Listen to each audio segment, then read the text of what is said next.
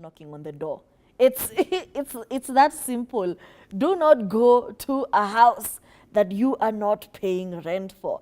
Now, obviously, the internet had opposing thoughts on said thing because people are like, I see it's her house. Even how when she comes to your house, is she starting to pay rent and all of that discourse going on? Because sometimes I feel like people just put very risque opinions for banter, just for vibes. Wanaweka tu comment huko na wanapotea. We had somebody by the name Nyaboke saying, men should contribute to rent if they wish to feel comfortable in their partner's home.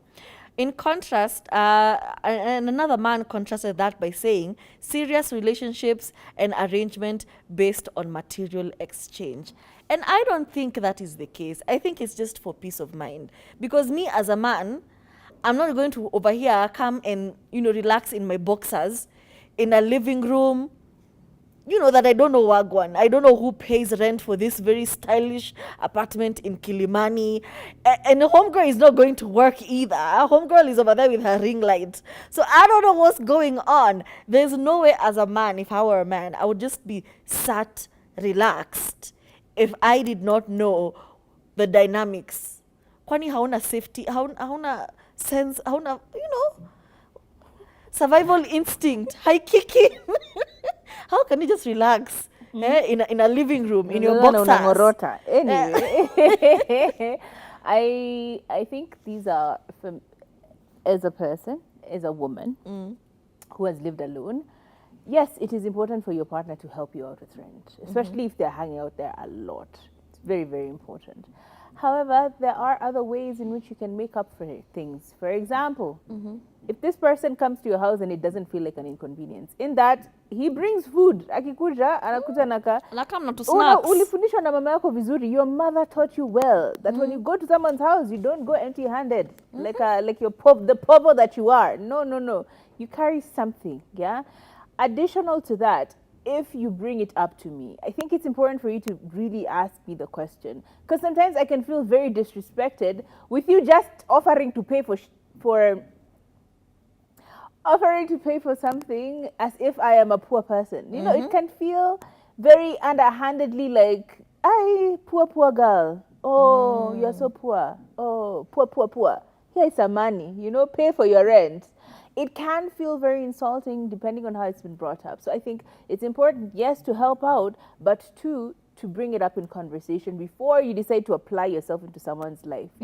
It can come, me by there, I can be very offended. If I choose to make it an offensive thing, that you have done something nice and I've chosen it as an offense, my friend, you will find offense. I promise you, you will find it. So I think it's important to have these conversations regardless. Like, am I okay with you paying rent at my house, right?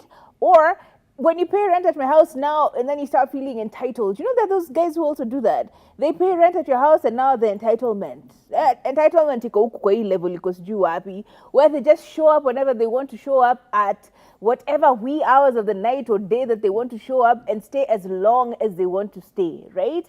It takes away that joy of owning my own home. Like, I don't want to feel like I need to curry favor with you in order for me to stay at my house. I don't want to be performative at my own home, right? So if you're attaching that string of, I will pay for your rent, but I can come in whenever I want to, girl, I'm going to cut that real quick. Nip it in the bud real quick, because I don't want to feel like I am a visitor in my own home simply because you're paying rent for it. I consciously made a decision to move to a house on my own, which I could afford using the means that I use, right? So let's have that discussion first before you start applying yourself in my life like that. Yeah, I feel like different relationships work for different people. Yeah. There are people who are okay with it, there are people who are not. But also, I also pose the thing of, it could not be somebody else paying her up for her rent. Don't assume. It could be her, or it could be her parents. What if her parents take care of her? That means that her parents have access to said house. So it now even puts you in a very weird position. Her mom has come to bring her shopping on a random Saturday morning, and then there you are lounging in your boxers, lounging in a towel in her living room.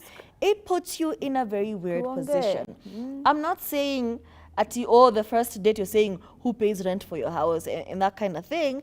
I'm just saying, date people that you actually like. Date people that you want to date. Date people that do not feel like a financial burden to you. If you feel like it's too much of a burden to pose some questions, because some questions you can only ask when you're willing to take up the responsibility if of the you're answer. willing to take care of exactly. So if it does not feel like a burden, if it's something you want to do, then do that. And I feel it's very easy. Men, it's very easy. Open your mouth. Date people you can afford to date.